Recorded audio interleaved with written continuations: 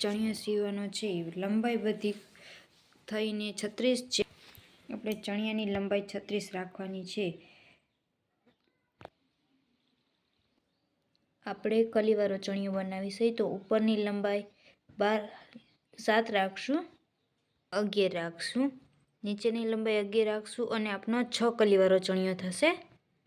આપણે આવી રીતે મેજર ટેપ રાખી અને એક કલીનો ભાગ માપી લેવાનો કે કેટલો થયો છે.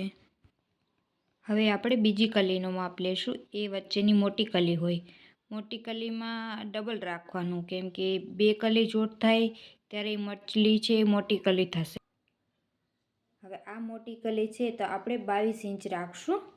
એ નીચેની સાઈડમાં આવશે પણ એ ઉપરથી કટિંગ કરવાની, એટલે 3 એક કલી થઈ જાય ને પાછળ બેવડું વારી એટલે 6 કલી આરામથી થઈ શકે છે. ઉપરથી કલી માપવાની એટલે ઉપર આપણે 14 ઇંચ રાખવાનું છે. આ વચલી મોટી કલી છે તો આપણે 14 ઇંચ રાખી દઈશું.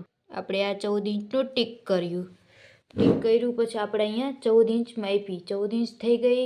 પછી આપણે હવે પાછું આપણે આવી રીતે આમ ક્રોસિંગ કરશું. આપણે 36 ઇંચ એટલે 36 ઇંચ જ લંબાઈ લેવાની છે. આપણા ચણિયાની 36 ઇંચ લંબાઈ છે અને 2 ઇંચ નેફાનું અલગ, એ આપણે અલગથી જોટ કરવો પડશે. એટલે આપણે 36 ઇંચ લંબાઈ થઈ ગઈ. એટલે આપણે આ કલી હોય એટલે થોડોક ક્રોસિંગમાં આપણે કટિંગ કરશું.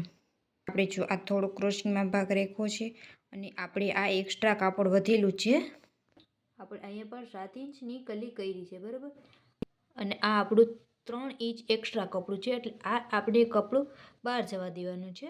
એટલે આ આપણે નથી લેવાનું, આપણે આ જ ભાગ અંદર લેવાનો.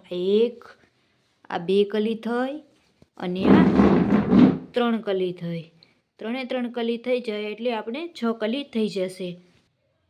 હવે આપણે આને કટિંગ કરશું.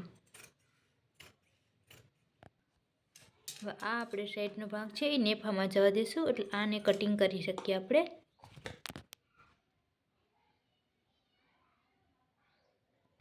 આવી રીતે આપણે કટિંગ કરી લીધું છે. હવે આપણે બધા સરખી રીતે રાખશું અને ચણિયાનો લુક આપશું આપણને. તો જો આવી રીતે આપણો ચણિયો કટિંગ થઈ ગયો છે. હવે સીવવાનો છે. સીવીને તમને આખો બતાવીશું.